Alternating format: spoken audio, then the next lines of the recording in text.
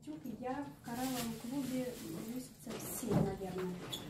Ну, я первое время, когда меня спрашивали, Оксана, какие результаты есть, или никаких результатов. Вот я такая, нет у меня никаких, мне не о чем рассказывать. Да, да, ну не о чем было рассказывать, мне так казалось.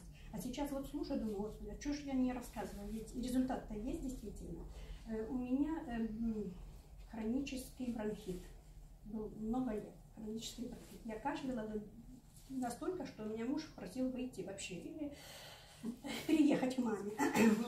Я кашляла,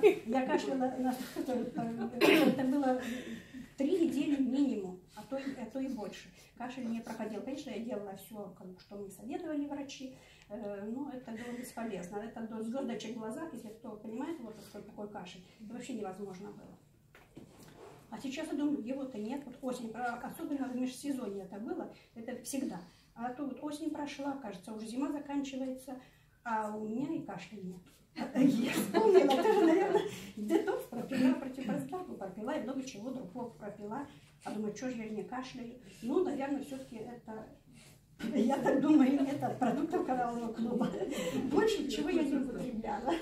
Поэтому вот такой вот результат. Я очень довольна тем, что